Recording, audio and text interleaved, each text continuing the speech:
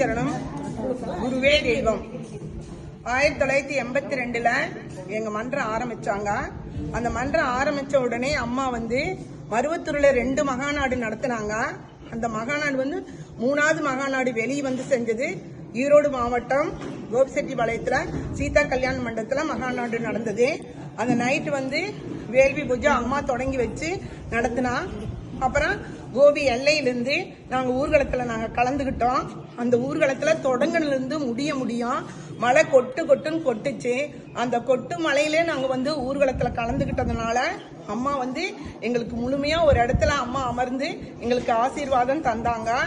அப்புறம் அன்னதானம் சாப்பிட்டோம். அப்புறம் பொது இடத்துல அங்க மேடை நிகழ்ச்சி நடத்தினாங்க. அம்மா தன் கையால வெறும் கையால பொற்காசுகளை அம்மா எல்லாத்துக்கும் தந்தாங்க. அது அம்மா சித்தாடல் பண்ணாங்க. நான் என் அம்மா கிட்ட அருள்வாக்கு கேட்க போனேன். அம்மாவும் நானும் எங்க அம்மா எங்க அக்கா எல்லாம் போனோம். எங்க அக்கா கல்யாணம் ஆகணும்னு சொல்லிட்டு அம்மா கோயிலுக்கு போய் கேட்டோம். நான் தை திருநாள்ல முடிச்சு வைக்கிறேன்னு அம்மா சொன்னாங்க. அப்ப ஒரு 10 நாள்ல தை திருநாள் வரப்போகுதுமா அப்படிங்கும்போது தை திருநாள் 5ஆம் தேதினா 9ஆம் தேதியே எங்க அக்காவுக்கு கல்யாணம் வச்சு கல்யாண மேடையில ஒரு சித்தரா அம்மா பொண்ணு மாப்பிள்ளைக்கு ஆசீர்வாதம் தந்தாங்க.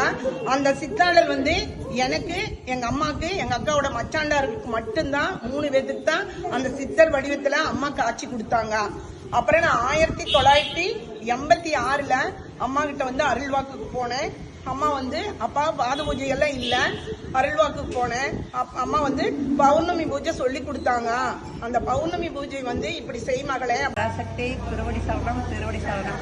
எனக்கு கொஞ்ச நாளாவே நம்ம ஆன்மீக ஏற்றத்துக்கு வர்றதுக்கு முன்பே ஒரு மனதுல ஒரு ஐடியா இருந்தது. நம்ம இறக்கும் தருவாயில இறைவனை நினைத்தால் நமது பிறவி சிறப்படையும் என்ற நினைப்பு. அந்த மாதிரி நினைப்புல நான் இருந்த சமயத்துல சக்தி இயக்கம் தோன்றிய பிறகு வீட்டுக்கு அம்மாவை பாதபூசைக்கு அழைத்த போது அம்மாவிடம் வினவினேன். அம்மா, நாவடங்கி விடிகள் ஏறி நாற்புறமும் மக்கள் சூழ தேவினின் மறுவூர் எனும் தெரியாமல் தாயே காக்கா என்று சொல்லியிருக்கிறாயே, அந்த நிலைமை எனக்கு வேண்டுமென்றால் என்னம்மா செய்யணும், எப்படிம்மா இருக்கணும்னு கேட்டேன். அதுக்கு அம்மா அவர்கள், நீ வழிபாடுகளை முறையாக செய்து முடித்தால் அந்த நிலைமை உனக்கு தானாகவே சேரும் என்று கூறி அருளினார்கள். ஆனால் முறையாக வழிபாடு செய்வதற்கு என்னால் முடிந்த அளவு முயற்சி செய்கிறேன். முழுதும் என்னால் முயற்கவில்லை என்பதை தெரிவித்துக் கொள்கிறேன். எல்லோருக்கும் தெரிவிக்க நான் விரும்பி ஆசைப்பட்டு சொல்லுகிறேன். ஓம் சக்தி.